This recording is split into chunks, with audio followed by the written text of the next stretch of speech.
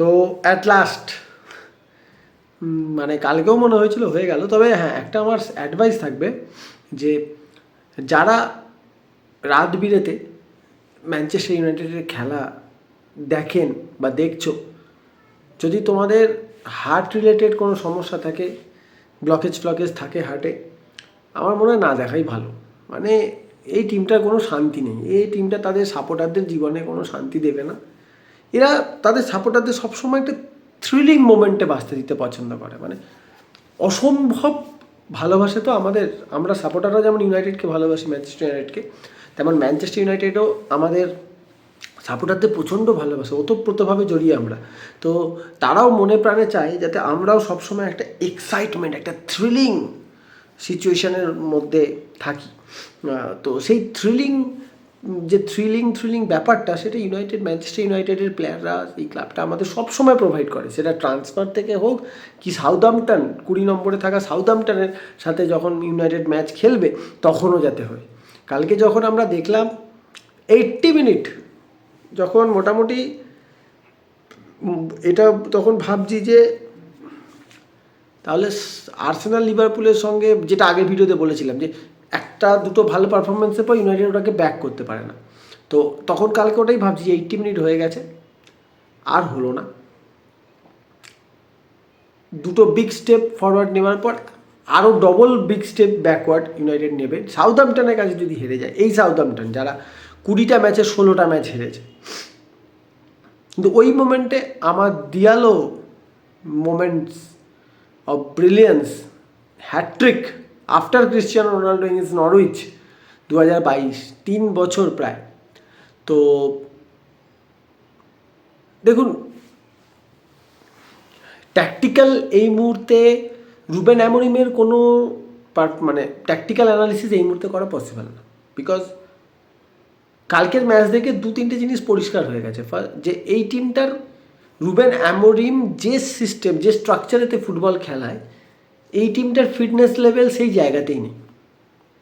না হলে কবি মাইনু, উগার্তের মতো প্লেয়ার যেভাবে লাস্টের দিকে বোঝা যাচ্ছিল তারা টায়ার্ড। সো যদি ইউনাইটেডকে সাকসেসফুল হতে হয় ইন ফিউচার রুবেন অ্যামোরিমের সাথে, তো ইউনাইটেডকে প্রথমে এই প্লেয়ারদের ফিটনেস প্রচুর বাড়াতে হবে। আর সেকেন্ড হচ্ছে, রুবেন অ্যামোরিম যে সিস্টেমে ফুটবল খেলছে সেই প্রোফাইলের প্লেয়ার লাগবে, যেটা কাল রুবেন অ্যামোরিম বলেছে যে that we don't have that kind of profile right now, but it is my job to develop this players also. এটা খুব ভালো একটা কথা বলেছে। আর এটাও সে বলেছে যে 3-1 গোলে জিতেছে, ম্যাচের শেষে যদি কেউ শুধু স্কোর কার্ড দেখে তাহলে এটা মনে হতে পারে যে it was a dominant performance from Manchester United, but actually it was a dominant performance from Southampton. আর আমি খুব একটা অবাক হইনি, because against Liverpool, against Arsenal, United simply tried to cope with the pressure, but against Southampton United tried to press high. আর এইখানে সমস্যাটা হয়ে গেল, কারণ এই টিমটা স্টিল ফ্রম হোসে মরিনো, এই টিমটা স্টিল একটা counter attacking team.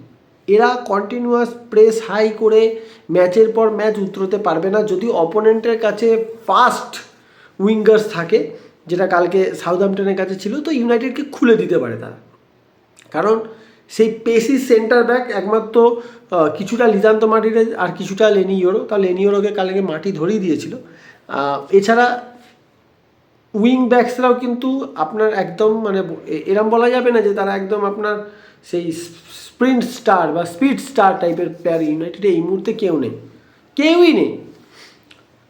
United actually কাল স্ট্রাগল করলো কেন? দেখুন, যেভাবে প্রোগ্রেস হচ্ছে তাতে আগামী দিনে আমি অবাক হব না যদি রাসমাস হয়ল্যান্ড বেঞ্চ হয়ে জার্গজি পুরো টাইম খেলে।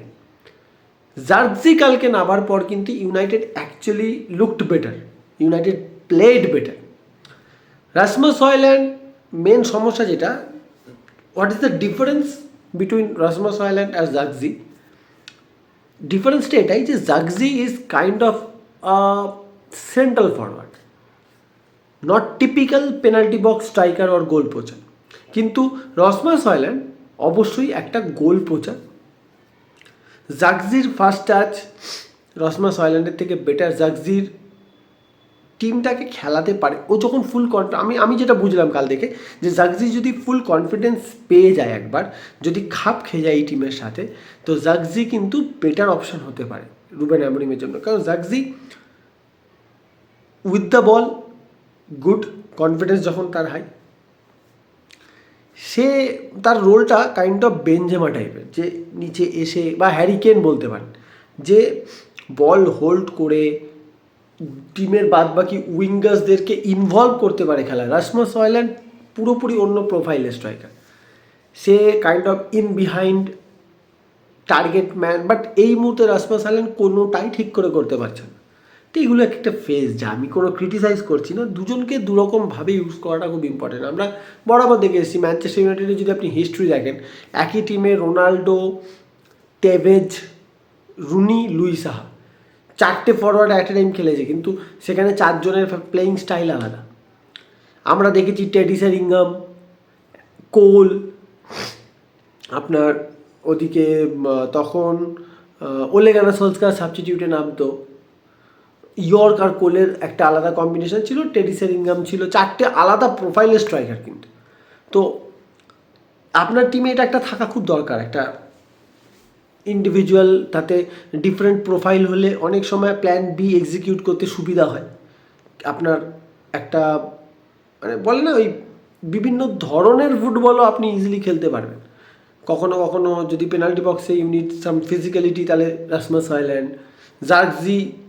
কখনো যদি আপনি বল হোল্ড করে কন্ট্রোল করতে চান, আপনি চান আপনার উইঙ্গার্সরা বেশি ইনভলভ হয়, কারণ রাসমস হয়ল্যান্ড যখন মাঠে ছিল তখন উইঙ্গার্সদের কাজ হচ্ছে তাকে পেনাল্টি বক্সে বল প্রোভাইড করা, বাট যখন জাগজি মাঠে এলো, তাতে মিডফিল্ড, যেটা ইউনাইটেডের 2-ম্যান মিডফিল্ড হয় না এই মুহূর্তে, এই ফরমেশনে 3-4-2-1 শুনতে লাগে, বাট অ্যাকচুয়ালি দুটো যে সেন্ট্রাল মিডফিল্ডার, তো তাদেরকে হেল্প করার জন্য জাগজি যখন নিচে নেমে আসে, ইউনাইটেড লুকড মোর কম্প্যাক্ট।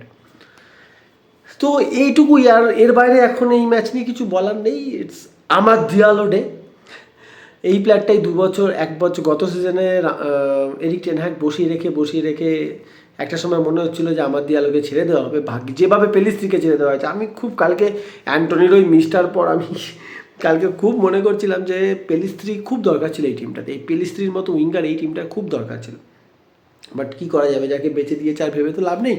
এখন it's time to move forward, নতুন ওরকম প্রোফাইলের প্লেয়ার আনা। কিন্তু তো ইউনাইটেড নিয়ে এটুকুই, ইউনাইটেড অ্যাট লাস্ট ম্যাচ জিতে এখন 12তে আমরা প্রাউডলি, কয়েকদিন আগে 12তে আমরা এই মুহূর্তে আমরা Erling Haaland, big news. Erling Haaland 2034 অব্দি কন্ট্রাক্ট সাইন করেছে, 9.5 ইয়ার্স। What 9.5 years. ম্যানচেস্টার সিটির হিস্ট্রি সবচেয়ে বেশি স্যালারি পাওয়া প্লেয়ার হবে এখন 2029-এর পর। তার যখন 29 বছর বয়স হবে, তখন সে রিলিজ ক্লজ তার অ্যাক্টিভেট হবে, সেটাও হাই রিলিজ ক্লজ, অন্য কোনো টিম নিতে পারে। বাট এটা করার পেছনে কারণ কি? আমার যেটা মনে হয়, ম্যানচেস্টার সিটি কোনোভাবেই চায় না, তারা পিএসজির ওই ভুলটা করবে না যে এমবাপে যেভাবে ফ্রি ট্রান্সফারে গেছিলো মাদ্রিদে। কারণ আমার পার্সোনালি মনে হয় Erling Haaland is going to play for Real Madrid. There will be some day যখন ভিনিসিয়াস, এমবাপে, হালান্ড এই 3টে অ্যাটাক হবে উইথ বেলিংহাম। আমার খুব খুব মনে হয় এটা। সো কোনোভাবেই সিটি এইটাও ওয়েস্ট করতে চায় না। দে ওয়ান্ট 150 মিলিয়ন এটা বিক্রি করে। সিটি বিজনেসটা অনেক বেটার বোঝে অন্যান্য টিমের থেকে। সো এটা একটা বড় চাল, 150 মিলিয়ন দাও, 200 মিলিয়ন দাও, টেক হ্যালান্ড।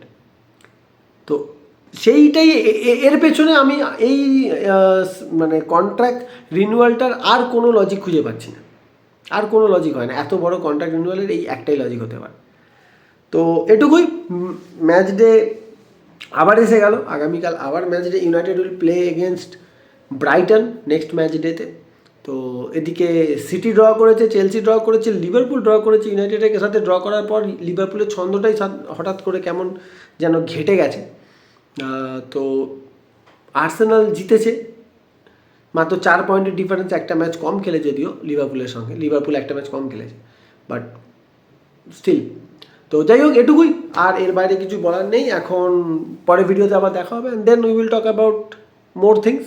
ততক্ষণের জন্য বাই, সবাই খুব ভালো থাকবেন।